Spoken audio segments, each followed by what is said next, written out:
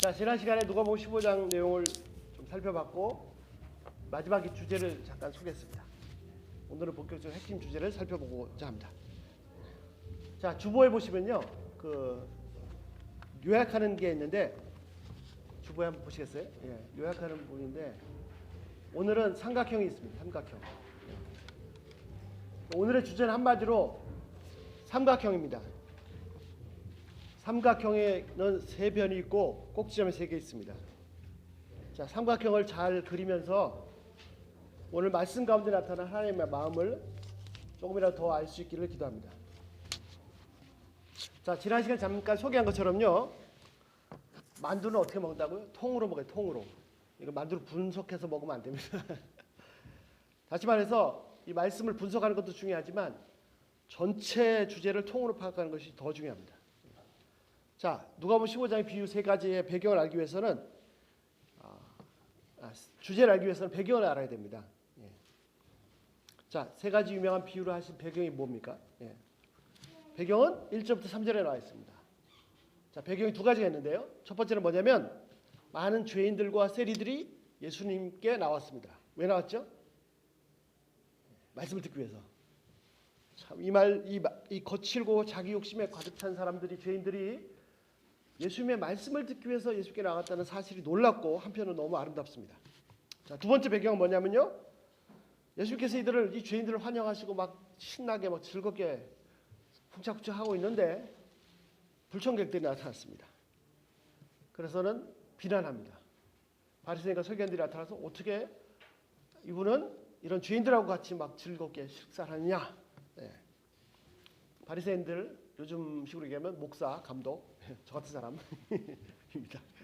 예, 자, 이 두 가지 사건 때문에 예수님께서 그래서 3절에 이 사건을 놓고 세 가지 그 유명한 비유를 말씀하십니다. 자, 삼각형을 한번 보시겠어요? 삼각형에 점이 세 개가 있습니다. 제일 위에 점이 있는데 거기다가는 뭐라고 쓰냐면요, 아버지라고 쓰십시오. 예. 점이 세 개, 꼭지점이 세 개 있지 않습니까? 꼭점 세 개가 있는데 아버지라고 쓰시고요. 그 다음 밑에는 점이 두 개 있습니다. 근데 밑에 점이 두 개인데 밑에 점의 왼쪽 점에는 뭐라고 쓰냐면 돌탕이라고 씁니다. 돌탕. 돌탕이 무엇인지 아십니까? 돌아온 탕자. 그래서 위에는 아버지라고 쓰시고요, 밑에는 돌탕이라고 쓰시면 됩니다. 예. 자, 첫 번째, 이 죄인들 그리고 죄인들을 멸시하는 스스로 의인이라고 하는 이 두 부류의 사람들에게 하시는 첫 번째 메시지 내용이 뭡니까? 그 첫 번째 내용이 뭐냐면 삼각형의 아버지로부터 돌탕까지 그어진 선입니다. 자, 메시지 내용이 뭐냐면요, 잃어버린 양 한 마리의 비유, 또 은하의 비유를 찾은 것처럼 하나님께서는 죄인들을 끝까지 찾으신다는 것입니다. 그리고 그들이 회개하고 돌아올 때 너무나 기뻐하신다는 사실입니다. 자, 잃어버린 탕자가 돌탕이 돌아왔을 때 기뻐하시는 아버지, 그 이상으로 죄인 한 사람이 회개할 때 하나님께서 너무 기뻐하신다는 사실, 그것이 첫 번째 메시지죠. 자, 여기서 한 가지 생각해 볼 게 있습니다. 뭐냐면 거의 대부분의 사람들은, 거의 모든 사람들은요, 둘째 아들, 돌아온 탕자에게 대해서 뭘 주목하냐면 그가 지은 죄에 대해서 주목합니다. 자, 그는 아버지가 멀쩡하게 살아계신데도 유산을 요구했습니다. 그거는 율법에 맞지 않습니다. 아버지 돌아가신 다음에 유산을 받는 거지. 예. 뭐 죽으라는 얘기도 아니고. 예. 그리고 아버지 곁을 떠났습니다. 자기 마음대로 살고 싶었고 자기 마음대로 살았습니다. 그 많은 재산을 잘 관리해서 성공했어도 부족했을 텐데 그 재산을 다 자기 흥청망청 다 허비하고 말았습니다. 나중에는요, 돼지가 먹는 그 열매도 못 먹고, 우리식으로 얘기하면 돼지죽도 못 먹은 그런 상태로 비참해졌습니다. 그러니까 그제서야 정신이 돌아왔습니다. 원어로 보면요, 자기 자신에게 돌아왔다. 자기 자신에게 떠나 있었습니다. 자기 자신이 돌아왔다. 예. 정신 차리고 아버지께 돌아왔습니다. 아버지 돌아왔는데 심하게 얘기하면 도대체 무슨 낯짝으로 아버지께 돌아왔는지 이 뻔뻔한 아들 모르겠습니다. 이런 놈은 당장 문 밖에 바로 차서 쫓아도 시원치 않습니다. 자, 우리는 뭘 주목합니까? 그 아들이 한 행동에 대해서 계속 주목합니다. 이런 나쁜 놈, 나쁜 놈, 나쁜 놈. 그런데 아버지는 뭘 주목했습니까? 아버지는 뭐 때문에 기쁘세요? 아버지는요, 아들이 잘못한 건 전혀 신경도 안 써요. 21절 보시면요, 둘째 아들이 돌아와서 아버지께 뭐라고 그랬습니까? 아버지요, 제가 하나님과 아버지께 죄를 지었습니다. 이제 아버지 아들이 될 자격도 없습니다. 이렇게 말했는데 그게 아들이 할 얘기, 하고자 한 원래 얘기의 끝이 아닙니다. 원래 하고자 한 얘기는 뭐였어요? 19절에 있습니다. 19절 보시면요, 이 말하고 마지막에 뭐라고 돼 있어요? 이제는 저를 아들이라고 자격이 없으니까 종 중에 하나라고 대해주십시오라고 한마디가 더 있습니다. 그러니까 원래 아들이 하고자 한 얘기는 그것까지가 끝이거든요. 그런데 그 말이 끝나기도 전에 아버지는 아들이 무슨 말 했는지 안 했는지 들으셨는지 안 들으셨는지 잘 모르겠어요. 끝나기도 전에 바로 뭐라고 종들을 당장 막 와 누구누구 막 불러.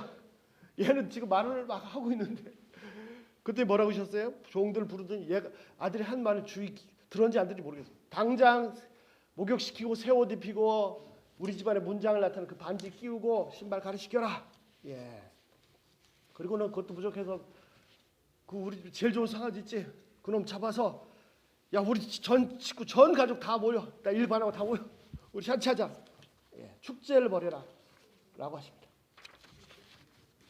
아버지가 왜 그렇게 했습니까? 아들이 잘못한 것을 인정했기 때문입니까? 예? 아들이 이렇게 잘못했다고 그걸 인정했기 때문에 고백했기 때문에 그렇게 한 겁니까? No. 24절 뭐라고 하셨어요? 이 내 아들은 죽었다가 살았고 잃어버렸다가 다시 살았기 때문에. 아버지는요, 아들이 지금 자기가 잘못했다고 말하고 있는데 거기에 무슨 말 하는지 관심도 없으시고. 자, 아버지는 아들의 죄에 대해서 주목하지 않습니다. 뭘 주목합니까? 아들이 살아왔다는 거. 그것 때문에 기쁘신 거. 막 그냥 이 기쁨을 주체할 수가 없어서 혼자 즐거워할 수 없어서 야, 온 집안 식구 다 불러봐. 빨리 버텨. 야, 잔치해라. 아버지는요, 아들이 죄를 지었다. 그것 때문에 슬프지 않아. 그것 때문에 슬프게 아니라 아들이 떠나갔다는 것 때문에 힘드셨습니다. 사랑하는 아들이 떠나는 것이 아버지의 아픔입니다. 고통입니다. 아들은요, 신났죠. 이제 아버지 간섭 받지 않고 잔소리 안 듣고 예? 신나게 살 수 있으니까. 예. 하지만 아버지의 마음은 그 사랑하는 아들이 떠났다는 것이 아픕니다. 떠나갔는데 이놈이 살아있는지 죽었는지 예?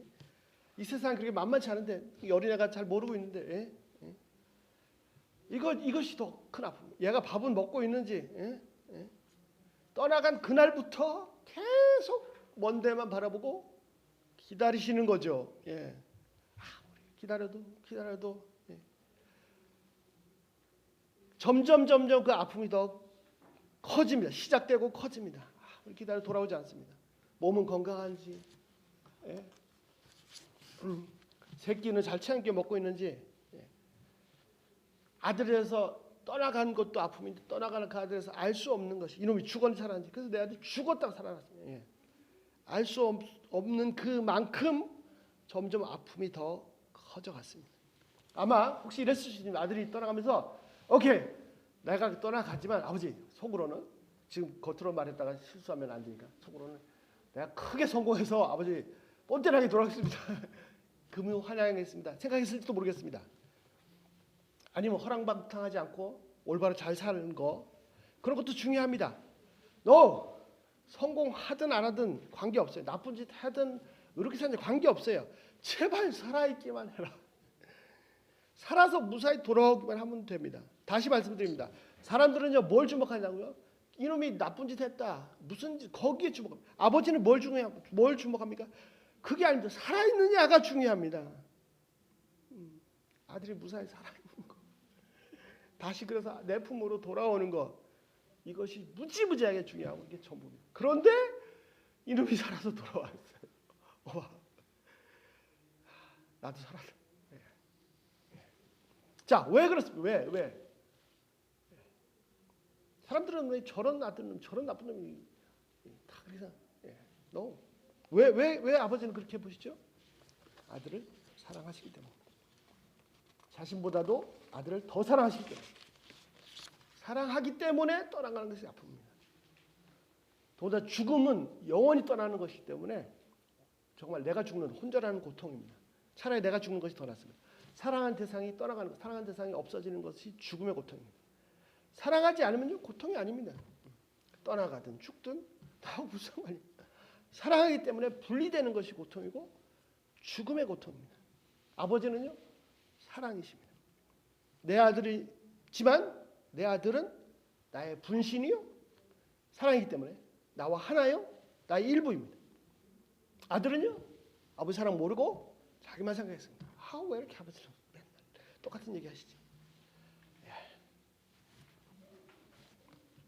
그러나 아버지께는요 아들이 떠나가는 것 그것이 나의 일부가 끊어져 나가는 거예요. 나의 일부가 죽는 것입니다.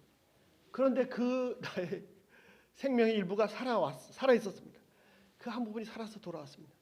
아버지는 아들을 얻으신 기쁨으로 생명을 살았다. 사랑이기에 분리되는 것은 죽음입니다. 사랑은 함께하는 것이고 주고받음으로 하나 되는 것이고 함께함으로 생명을 누리는 것입니다. 또한 그 생명을 함께 누리는 것이 사랑입니다. 아버지는 사랑이십니다. 그래서 그 사랑하는 아들이 아버지의 생명입니다. 그래서 그가 살아있기 때문에 와우 내 아들이 살았다. 그래서 아버지께서 생명을 누리십니다. 그가 뭐 나쁜지 생각 관심이 없어 상관이 없어. 살아왔으면 될 것이 그게 최고죠. 그들이 함께하기 때문에 그 아들이 아버지와 함께하기 때문에 아버지께서는 그 풍성한 생명이 다시 소생하고 생명을 풍성하게 누리시게 됩니다. 자, 아버지께서 힘드셨던 건요 아들이 죄를 지었냐 그것이 아닙니다. 아들이 떠났기 때문에 힘든 겁니다. 죄를 짓는다는 것은 그 자체 때문에 죄 때문에 힘든 것이 아니라 죄를 지으면 분리되기 때문에 그래서 아픔입니다. 사랑하지 않으면 죄를 짓든 말든 죄 자체가 고통이 아니고 죄를 지으면 나하고 분리되기 때문에 생명이 끊어지기 때문에 아픔이죠. 이 사랑을 모르고 이 사랑을 버렸기 때문에 그것이 죄입니다. 사랑을 회복하는 것은요 의입입니다. 그럼 분리되는 것은 죄죠. 그래서 사랑은 율법의 완성입니다. 사랑하는 것이 최고의 의입니다. 사랑하지 않는 것이 죄입니다. 이제 그 아들이 살아서 돌아왔습니다. 회개했기 때문에 기쁜 것보다도 살아있기 때문에 내 잃었던 생명이 다시 돌아왔기 때문에 행복합니다. 아버지의 생명이 다시 소생합니다. 이 세상에서 이제는 이 순간은 아버지가 이 세상에서 가장 행복하십니다. 그의 아버지 생명이 풍성해집니다. 자, 온 집안에 잔치를 벌여라. 축제를 벌여라. 내 아들이 살아왔다. 막 신나게 이 사랑이 신나게 노래를 부르십니다. 이 사랑이 격정적으로 춤을 추십니다. 그 순간 이 둘째가 생전 처음으로 아버지의 사랑을 알았습니다. 사랑이 뭔지를 알았습니다. 조건 없는 아버지 사랑을 처음으로 깨달았습니다. 그리고 이 사랑이 아버지 사랑에 물었습니다. 아버지 이제부터 정말 제가 잘할게요. 아니야 그냥 너 내 옆에 있기만 하면 돼. 뭘 잘했기 때문에 사랑하고 잘못했기 때문에 사랑하지 않는 것이 아닙니다. 아들이기 때문에 무조건 사랑하십니다. 내가 존재함으로 내가 행복하다. 둘째는요. 처음에는 몸이 돌아왔습니다. 몸이 살아 돌아왔습니다. 그런데 아버지가 이놈 그래 네 말이 맞다. 솔직히 너는 내가 발로 차서 내 쫓아야 되지만 불쌍하니까 너 밥이나 좀 먹고 종로를 해라. 만약 이렇게 끝났다면 그냥 몸만 돌아온 거예요. 근데 아버지 그거 상관없어요. 네가 아버지가 어쩌고 저쩌고 상관없어요. 넌 내 아들이다. 아버지의 몸이 돌아왔는데 두 번째 아버지의 사랑이 쏟아지는 그 순간 아버지의 사랑이 그에게 퍼부어지는 그 순간 비로소 아버지의 마음을 깨닫고 사랑을 깨닫고 아들의 마음이 진짜로 이제 돌아온 겁니다.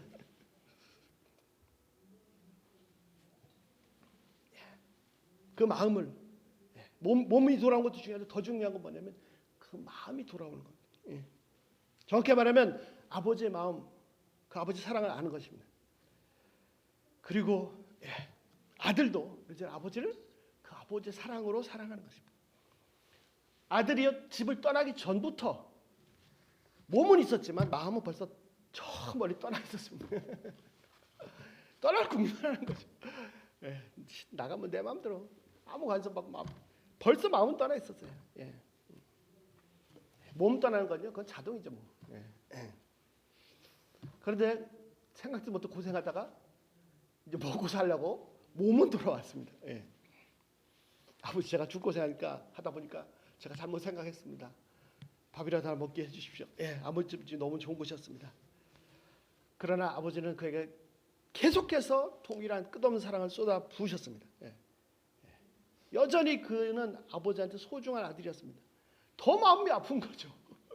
이놈 죽일 놈 너 어떻게 돌아? 그게 아니고 그런 몰골하고 돌아온 게 더 마음이 아프신 거죠. 그리고 이 사랑을 받을 때 비로소 아들이 아버지의 사랑에 눈뜨고 자기도 아버지 사랑하게 되고 그의 마음이 아들이 둘째의 마음도 아버지께로 돌아왔어. 아버지께 나를 이토록 사랑하셨구나. 정말 몸둘 바로 아버지 제가 생명을 다해서 아버지 사랑하겠습니다. 비로소 아버지께로 돌아왔습니다. 아버지의 사랑이 처음으로 집에 있었을 때는 몰랐는데 처음으로 아들에게 전달되었습니다. 아버지께서는 이때 아들이 회개하고 돌아온 순간이 아니고 이때 처음으로 아들을 사랑하신 게 아닙니다. 태어날 때부터 그 전부터 계속해서 동일한 사랑으로 쏟아붓고 계셨습니다. 하지만 아들은 그것이 당연한 건 줄 알았지 사랑인 줄 몰랐습니다. 그런데 마음대로 나갔다가 돼지가 먹는 것도 돼지죽도 못 먹는 상태가 되니까 아버지 집에서 받았던 무조건적인 사랑이 당연한 것이 아닌 거를 깨달았습니다. 그 당시에는 당연한 거였어요. 누구나 다 그렇게 사는 줄 알아요. 아버지 나 이거 필요해요. 저거 필요해요. 예? 다 당연한 거예요. 예. 그런데 이 돼지죽도 못 먹게 되고 아무도 돼지죽도 안 주는 이런 상황이 되니까 예. 비로소 깨달았어요. 그게 당연한 것이 아니었구나. 예. 예.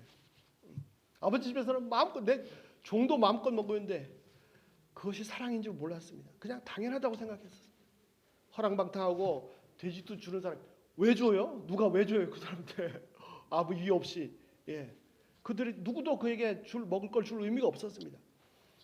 집에서 누렸던 그것들이 당연한 것이던 줄 알았더니 그것이 엄청난 은혜였고 아버지의 끝도 없는 사랑이시였다는 것을 처음으로 깨달았습니다. 예. 물론 당장 아버지 사랑을 못 깨달았습니다. 아버지 사랑을 깨달았다면 그냥 있는 모습 그대로 달려와서 안겼겠죠. 예. 처음에 깨달은 건 뭡니까? 예. 우리 집에 그 제일 쫄병 삼돌이도 배불리 먹는데 나는 이거 굶어 죽는구나. 에이, 아버지 집에라도 가면 굶어 죽진 않겠지. 이제는 뭐 아들은 필요 없고 종이라도 하라. 예. 그런데 와 보니까 아버지는 막 너무 기뻐하시고 살찌 소갈 잡고 아버지 사랑 쏟아진 사랑을 경험하고 나서야 비로소 자신이 너무 소중한 아들을 깨닫고 나서야 그 모든 것들이 당연한 것이 아니고 은혜였고 사랑이었고 예. 그걸 처음으로 깨닫는 것입니다. 아버지 사랑을 가슴으로 깨달았습니다. 당연하다고 생각했던 것들이 당연한 것이 아니고 무조건 사랑이었습니다. 그 사랑에 무너졌습니다. 비로소 이제 처음으로 아버지를 사랑하고자 진짜로 사랑하게 되었습니다. 사랑하고자 마음 먹게 되고 사랑이 뭔지를 깨달았습니다. 아버지를 사랑하고 싶었습니다. 정말 이 상황을 정확히 표현할 수 있는 말이 없네요. 예. 이 사랑이 아버지 사랑이 둘째에서 완성되었습니다. 예. 아버지에게서 돌탕으로 선 하나 그시죠. 삼각형. 아버지한테 돌탕으로 그어지는 그 선이 뭡니까? 무조건적인 사랑입니다. 자, 가장 큰 주제는 뭡니까? 하나님께서 이 세상의 죄인들을 이 탕자 비유에 돌탕의 비유에 나오는 아버지 사랑으로 사랑하신다는 사실입니다. 우리는요 뭘 주목하죠? 저놈은 저렇게 했고 당신은 이런 짓 했고 계속 거기에 주목합니다. 예. 하나님 뭐라고 하십니까? 내가 뭘 어떻게 했는지 그것은 너는 내 자식이야. 예. 사람들은 중요한 것이 의라고 합니다. 죄를 지으면 안 된다고 합니다. 당연히 죄를 지으면 안 되죠. 하나님은요 죄를 지었냐 안 돼. 죄를 짓는 것이 왜 하나님께 고통입니까? 분리되기 때문에 고통이 분리되기 때문에. 예. 예. 죄를 지었냐 안 지었냐보다 더 중요한 것이 있습니다. 바로 사랑입니다.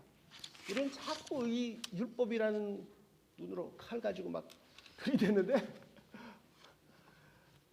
이 탕자를 본 아버지처럼 네가 그냥 아들인 것이 행복입니다. 예.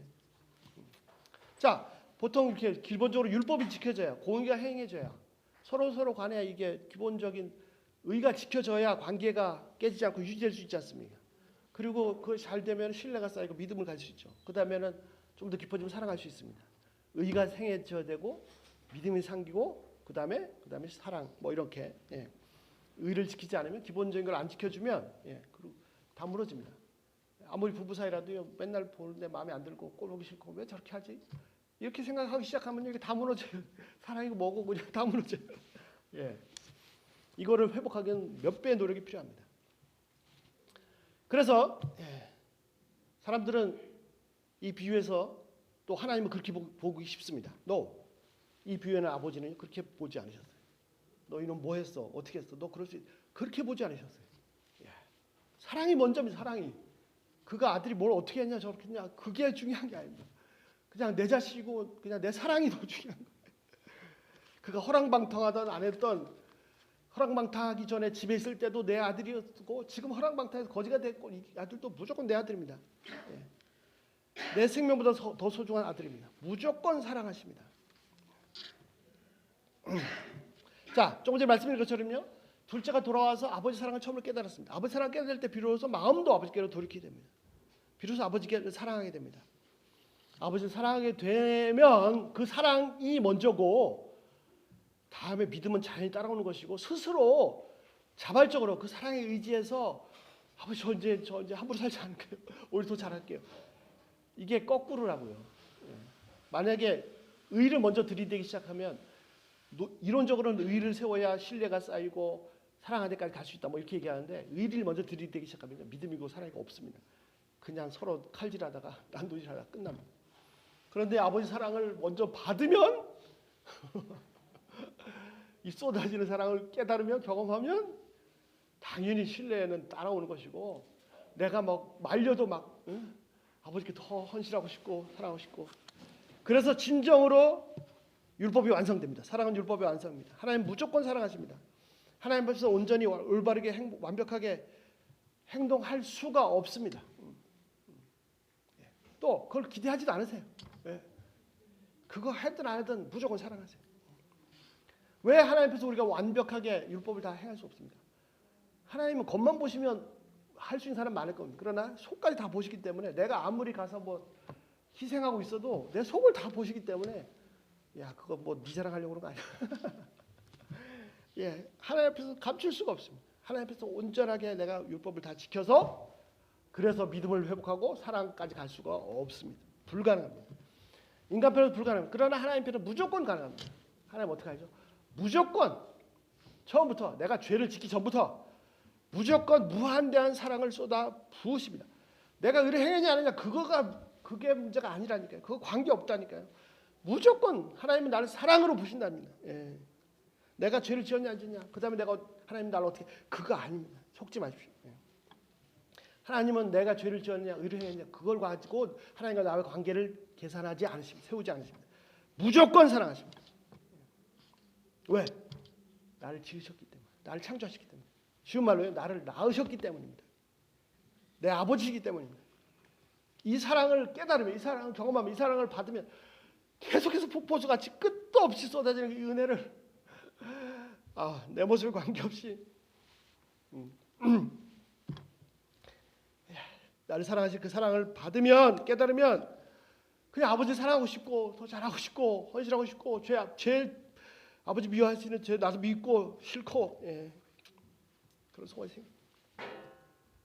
이 사랑을 모르면 처음에는 그냥 뭐 이렇게 살고자 하는 마음이 좀 있을 수가 있습니다. 그렇지만요 나이를 먹어가고 세상에 부딪히고 생존이 위협받고 나 하나 괜찮은데 가족이 딸려서 막 가족까지 생계가 위협해지고 위협이 되고 그러면 그렇게 의를 행하고자 했던 그 마음도 다 무너지고 남들 다 그렇게 사는데 하다가 오히려 남들보다 더 열심히 죄짓고 나쁜 짓 하고 오히려 거친 말하고 막 욕하고 그런 죄인들이 더 의로울 수도 있습니다. 오히려 멋있게 양복 입고 막 높은 자리에서 교양을 있게 하면서 속으로는 막 나라를 말아먹는 정말 나쁜 놈들 많죠. 왜 그렇습니까? 마음을 지킬 수가 없거든요. 마음이 무너졌기 때문에. 어느 순간요, 이 인간의 마음, 빙점이라는 소설 아시죠? 인간의 마음이 빙점이 있습니다. 어느 점이 있습니다. 우리 선량하고 착하고 온유하고 뭐 성자 같아도 계속해서 죄의 공격을 받으면요, 무너지다가 이제 딱 얼어버리죠. 그 밑으로 내려가면 이제 그 성자도 칼 꺼내죠. 너는 죄 없어? 너는 죄 없어가 아니라 죄를 만들어내죠. 너 이렇게 죄를 졌다 만들어내죠. 얼어붙어 버립니다. 무너진 마음, 거칠어진 마음, 얼어붙은 마음, 그 마음을 다시 녹이고 부드럽게 하고 따뜻하게 하는 것은 율법이 아닙니다. 율법은 오히려 더 차갑게 만들어서 오히려 사람을 더 죄지게 만듭니다. 세상은 계속해서 나에게 뭐 해야 된다. 해야 된다. 심지어 생존까지 위협하면서 요구합니다. 가장 가까운 아내 남편부터 밖에 나가서 비즈니스 모든 일에서 말 한마디에서 계속해서 요구합니다. 그러면 이 율법의 차가운 이 칼날이 점점 다가오면 나도 더 거칠어지고 예, 더 죄 짓게 되죠. 더 죄 짓게. 예. 내 힘으로 마음을 부드럽게 하고 온유하게 하고 녹여서 끌어올리려고 그런 생각도 해본 적이 없고 그런 생각을 가지고 한번 해보려고 해도 안 됩니다. 무너지고 또 무너지고 거칠어지고 얼어붙은 마음, 그 마음을 녹이고 부드럽게 하고 따스럽게 만드는 것은 딱 한 가지, 하나님의 사랑밖에 없습니다. 무한대로 쏟아부으신 하나님의 은혜밖에 없습니다. 하나님은 지금 이 순간도 현재도 모든 사람을 동일하게 무한대한 무조건적인 사랑으로 사랑하십니다. 내 자신, 내 잃었던 자신, 내 죽은 자신, 집에 있는 큰아들이나 집 나가서 고생할 둘째 아들이나 똑같이 무한대로 사랑하십니다. 내가 하나님을 향하여 마음이 열리고 그리고 하나님의 은혜와 사랑 속에 잠기면 내 마음이 비로소 따스한 봄바람이 불고 부드러워지고 녹기 시작하고 여유가 생기고 생명이 솟아나고 넓어지고 온유해집니다. 하나님의 사랑을 깨닫고 체험하고 더 알수록 그 사랑, 하나님을 더 사랑하고 싶고 그분의 계명과 말씀을 순종하고 싶고 그 말씀이 너무너무 좋고 달고 막 더 문자가 요구하는 것 그 이상으로 막 더 하고 싶어요. 마음이 따라가는 것이 진짜로 그 말씀에 순종하는 거죠. 예수님이 이 세 가지 비유를 통해서 첫 번째, 그 어떤 형편없는 죄인도 사랑하신다는 이 진리를 알려주십니다. 그 어떤 죄인도 무조건 사랑해요. 무조건.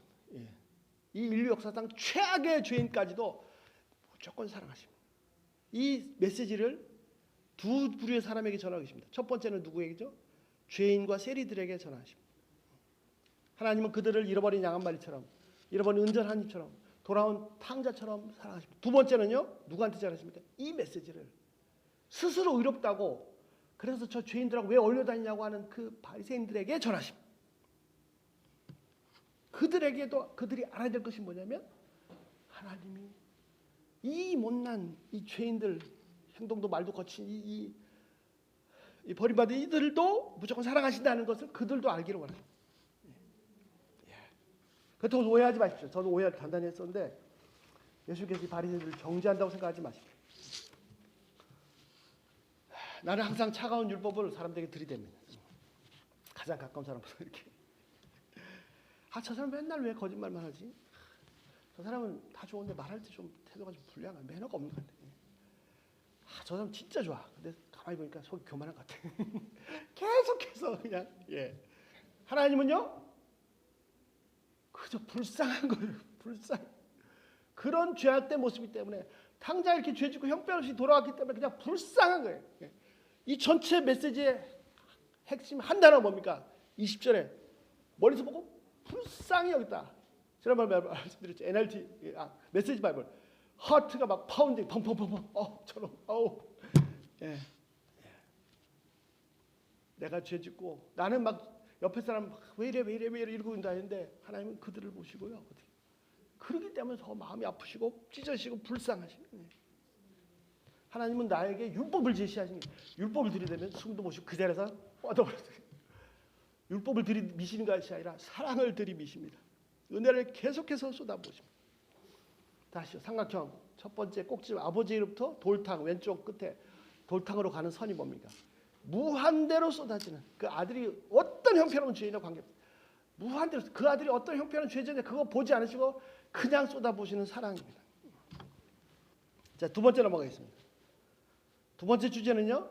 자, 밑에 왼쪽 점이 아니라 오른쪽 점입니다. 오른쪽 점은 뭐라고 쓰냐면 진탕이라고 쓰죠. 진탕. 진탕은 뭐냐면 진짜 탕자. 또는 집탕이라고 쓰죠. 집탕. 집에 있는 탕자. 자, 첫째 아들은 어땠습니까? 이 첫째 아들은 너무 대단합니다. 한 번도 아버지 집을 떠난 적이 없습니다. 하지만 아버지 마음을 전혀 몰랐습니다. 그의 몸은 항상 아버지 옆에 있었습니다. 한 번도 떠난 적이 없습니다. 마음은요, 한 번도 아버지 옆에 있은 적이 없습니다. 아버지에게는 너무 자랑스럽고 사랑스럽고 막 프라우드, 영광스러운 아들입니다. 하지만 첫째 큰 아들은 몸만 아들이지 신분만 아들이지 아버지 그 아들의 모습을 하고 있는 착한 종이었습니다. 그는 아버지를 섬겼어요. 아버지 사랑한 게 아니고 아버지를 섬겼어요. 아버지 사랑하는 데까지 이르지 못했습니다. 왜냐하면 아버지 마음 몰랐기 때문에. 아버지 사랑을 몰랐기 때문에. 그는 아버지의 말씀을 한 번도 거스른 적이 없습니다. 진짜 대단하지 않습니까? 최소 한 번 있을 텐데. 저는 한번 예수님께 아마 한 번 있을 것 같은데요. 한 번도 없더라고요. 한 번도. 그는 진짜 충성스러운 종이었어요. 종은 해야 할 일 열심히 하고 주인 명령을 잘 지켜야 됩니다. 열심히 일 안 하고 거스르면 어떻게 되죠? 당장 벌 받고 최악의 경우는 쫓겨나죠. 밥도 못 먹죠. 예. 다시 말해서 종과 주인은 이 계약 관계입니다. 법에 기초해서 관계가 맺어져 있습니다. 이 법이 깨지면 관계 끝나는 거죠. 하지만 아들은 다릅니다. 아들은요, 그냥 아들입니다. 열심히 일하고 아버지 말씀 잘 지켜야 아들이고 안 지키고 열심히 일하면 아들 아니다? 그런 거 없어요. 무조건 아들이에요. 일은 해도 되고 안 해도 되고 하면 좋지만 안 해도 뭐. 아버지 관심 어디 있어요? 우리 큰아들이 이놈이 일 많이 열심히 잘하고 있나? 그거보다는 저놈이 저 일하다 다치지 않을까? 이게 더 관심인 거예요. 예. 아들에게는 일 안 하면 밥 안 준다? 말 안 들으면 밥 안 준다? 아들한테는요 밥 안 주는 게 아니라 이놈 밥 안 먹을까 걱정이죠. 밥 안 먹고 성장도 부실하고 건강에 안 좋으면 안 되잖아요. 야, 이게 완전히 상황이 다른 거죠. 예. 아버지 말씀을 잘 따르던 거역하던, 물론 거역하면 아버지 힘드십니다. 예.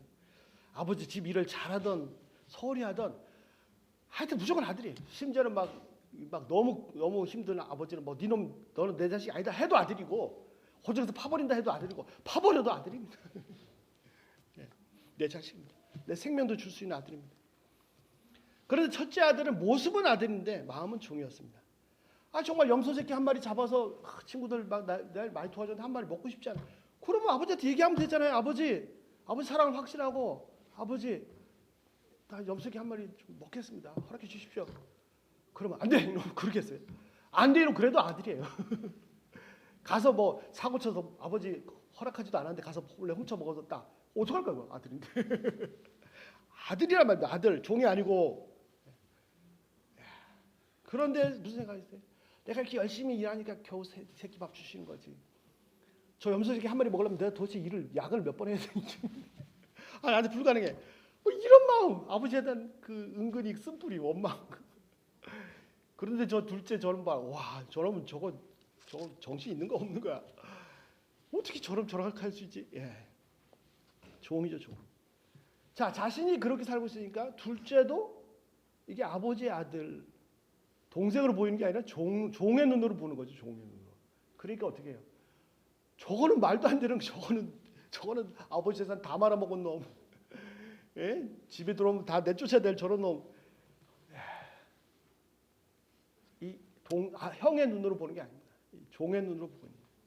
그런데 아버지가 저놈을 위해서 나한테는 염소 새끼 하면 자, 종은 어떻게 되죠? 나는 열심히 일한 종이니까 포상을 풍성하게 해야 되고 저놈은 종도 아주 형편없는 종이니까 가 내쫓아야 돼. 이게 종의 기준이잖아요.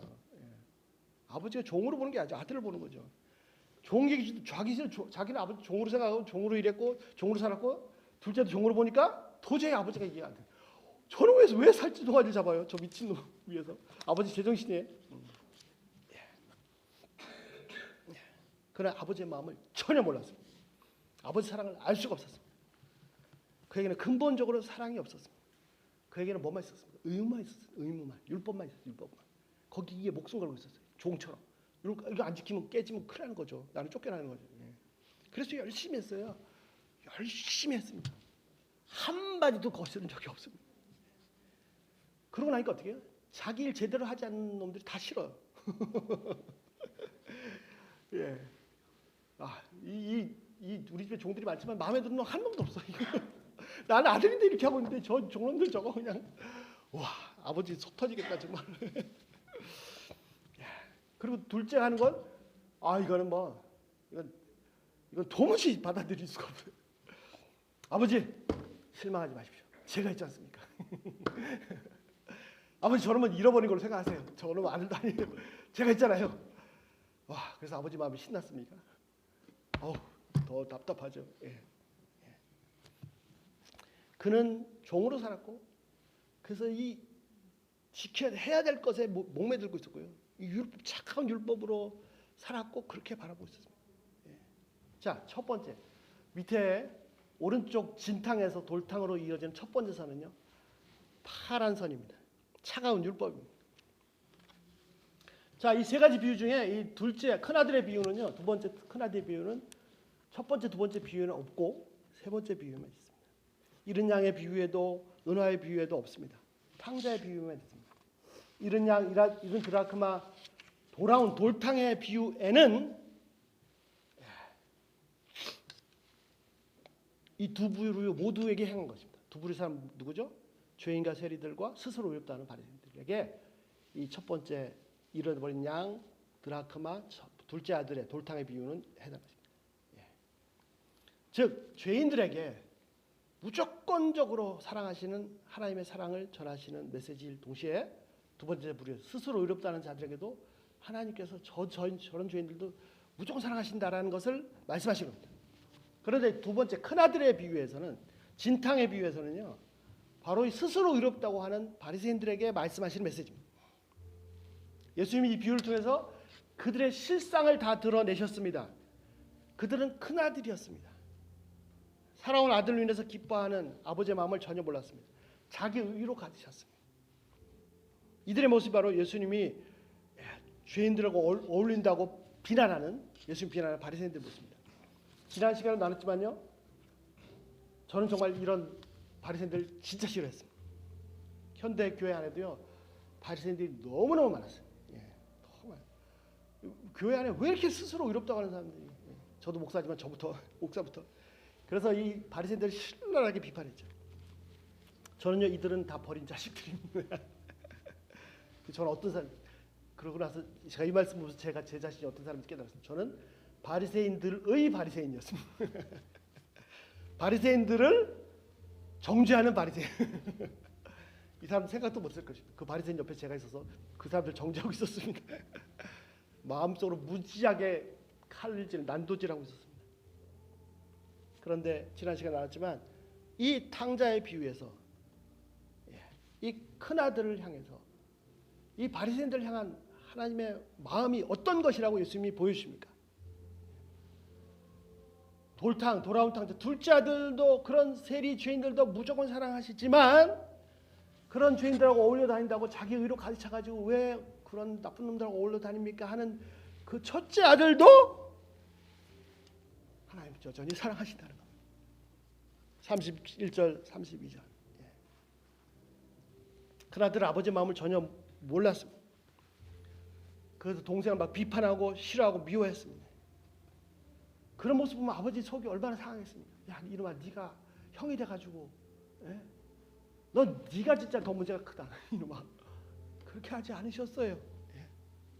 그렇게 하지 않았어요. 그런 말을 해도 자기 의로 가득 차가지고 아버지 마음도 모르고 그러고 있어도 그도 불쌍한 놈, 내 자식. 사랑했어. 그걸 깨닫고 나니까 그러면 바리새인을 비난했던 바리새인도 사랑하시겠구나. 자 아버지 마음 어떻죠? 31절. 저는요 이걸 수도 없이 읽었는데도 하나님의 마음이 그런 줄 몰랐어요. 하나님의 마음은 이런 바리새인 같은 놈, 이런 나쁜 놈, 너는 그러면 안 되지. 그런 줄 알았습니다. 근데 31절에 아버지 뭐라고 하셨어요? 얘야, 아들아, 여전히 내 아들이에요. 바리새인 짓을 하고 있는데도 너는 여전히 내 아들. 너는 항상 나와 함께 있지 않니? 얼마나 든든하고 자랑스럽고 사랑스러워. 그 마음이 어떻든 하여튼 이놈은 열심히 새벽부터 누가 그렇게 일하라고 했어? 새벽부터 일하고. 야, 우리 아들은요, 큰 아들은 이래요. 그런 아들이었습니다. 내 것이 다 네 거지 않냐? 아버지 마음은요, 아들의 마음은 종으로 내가 이렇게 일하면 밥이나 주나? 아버지 마음, 야 이거 다 네 거잖아. 염소 새끼 먹고 싶어. 송아지도 먹어. 이것이 큰아들을 바라보는 아버지 마음이고 이 못된 엉덩이 뿔난 바리새인들을 바라보는 하나님의 사랑입니다. 그래서 이 아버지가 큰아들에게 바리새인들에게 기대하는 방법, 예수님 바리새인 기대하는 뭡니까? 32절 함께 야, 네 동생이 살았다가 죽었다 살았고 이랬다가 다시 왔다 함께 가서 너도 내 마음 같이 같은 마음으로 야 저기 신나 같이 막 즐기고 신나. 예. 네 동생이 네 동생. 예. 아버지 마음은 큰아들도 화가 나가지고 밖에 서서 집에 안 들어오고 그러고 있지 말고 야 이놈아 동생 괜찮아 들어와 빨리. 예. 다 같이 아버지와 함께 그 돌아온 둘째를 막 살아온 것을 기뻐하는 것입니다. 둘째가 나쁜 짓 했다 정지하지 말고 그놈이 살아 돌아왔잖아. 네 동생이 죽은 줄 알았는데 그걸 기뻐하는 겁니다. 기뻐. 예.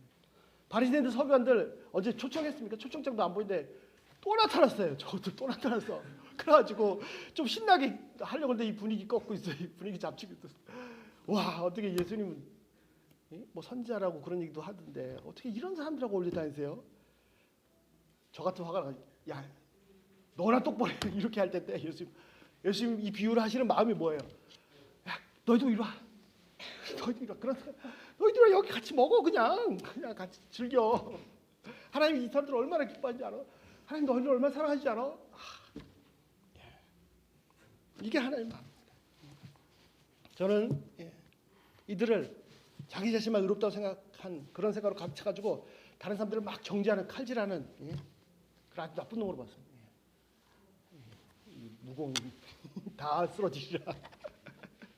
예수님은요 그 돌아온 탕자를 불쌍히 여기듯이 이놈도 불쌍, 그나들도 불쌍, 내 자식 똑같이 여겼습니다. 예수님 마음입니다. 이 바리새인들도 이 하나님의 사랑을 하나님의 은혜를 모르니까 그 마음이 황폐해져 가지고 그냥 찬바람만 칼바람만 쌩쌩 부는구나. 이 불쌍한 놈들 너희들도 죄인들을 무조건 사랑하시는 하나님의 사랑에 흠뻑 젖어야 된다. 그러면 너희 마음도 촉촉해지고 부드러워지고 따스해지고 풍성해지고 아무리 못난 죄인도 사랑이 되고 와 정말 저 죄인이 회개하고 돌아왔네요. 막 같이 기뻐할 수 있단 말이다. 이 얘들아 그런 거 그만하고 빨리 와. 너희도 와. 배고프지 않아? 빨리 먹어. 이게 바로 예수님 마음. 그래서 다시 선을 고칩니다. 진탕에서 돌탕으로 이어지는 선. 처음에는 파란 율법이었습니다. 큰 아들이 둘째 아들을 바라보는 선. 이 나쁜 놈이 이런 마음이에요. 비판과 미움입니다. 그런데 어떻게 이제 마지막 선 아버지가 진탕한 큰 아들한테 이어지는 이 선도 똑같이 바리새인도 똑같이 사랑하시는 무한대 사랑은 똑같 은혜입니다. 사랑입니다. 그러면 이 진탕도 진짜 탕자도 이 사랑을 깨닫고 받으면 비로소 돌탕을 내 동생 이 죽일 놈이 아니라 내 동생으로 율법을 버리고 사랑을 받아서 나도 사랑으로 그래서 이 삼각형이 완성됩니다. 하나님의 사랑으로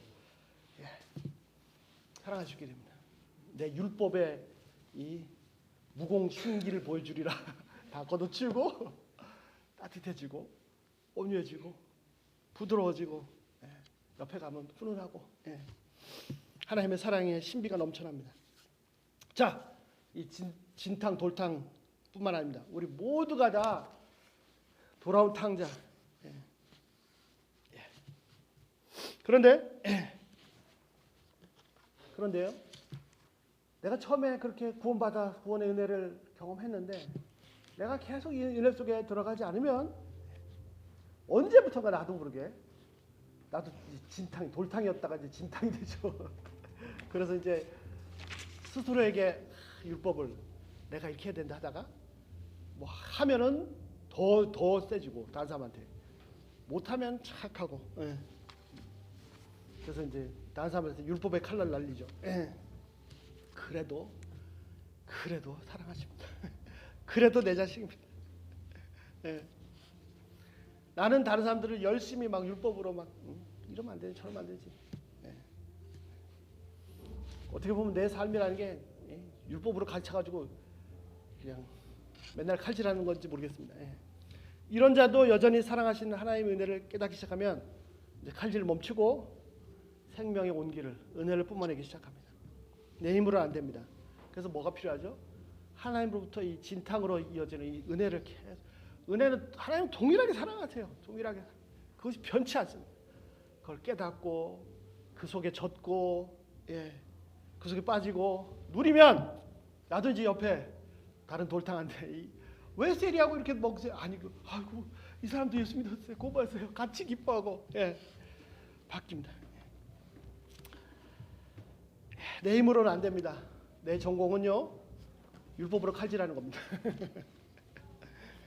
하나님의 은혜를 받으면 칼질이 멈추고 은혜가 넘쳐납니다. 못난 죄인도 감싸낼 수 있습니다. 심지어는 나한테 와서 칼질해도 당신 이러면 안 되지, 저러면 안 되지. 옛날에는 나도 그냥 그래, 나만 그래? 나도 하나 뽑을 수 있어. 근데 네가 아무리 칼질해도 나는 은혜가 충만해. 그러면 아이고 불쌍하다. 그 은혜가 넘어갈 수 있습니다.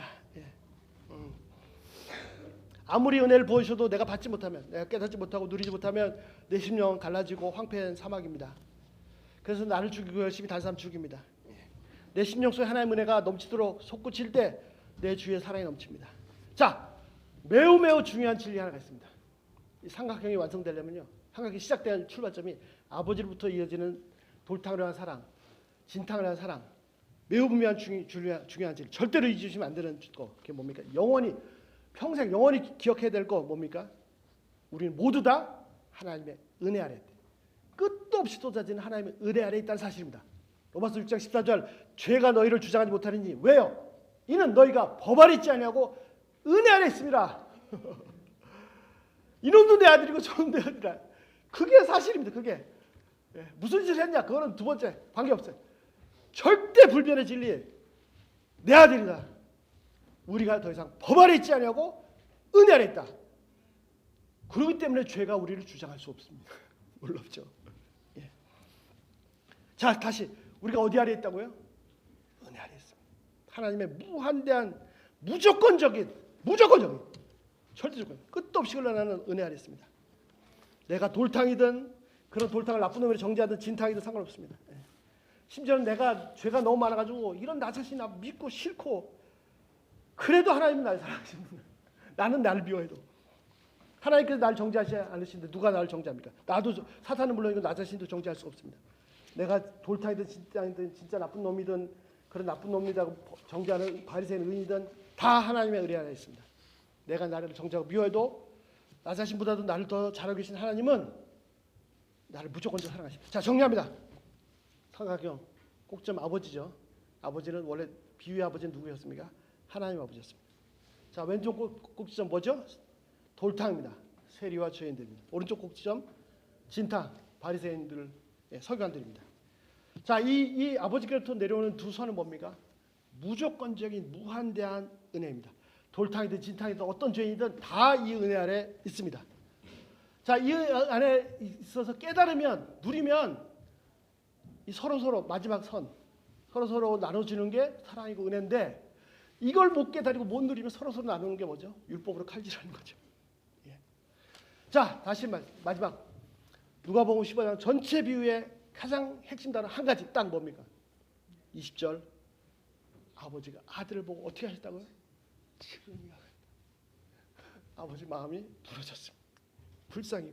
자, 우리 모두는요, 하나님은 그 마음, 아들을 그 마음, 측은히 불쌍히 스플랑게 하지만 그 마음으로 보시면 우리 모두는 다 그 아래에 있습니다. 말씀을 통해서 기도 가운데, 교제 가운데 이런 걸 통해서 계속해서 이 은혜, 이 사랑에 계속해서 젖으시기를, 그냥 흠뻑 젖으시길 바랍니다. 그렇게 늘 간절히 기도합니다. 그러면 사막이 변해서 초원이 이루어지고 막 초원에 생명이 살아나는 그런 역사가 일어날 것입니다. 기도하겠습니다.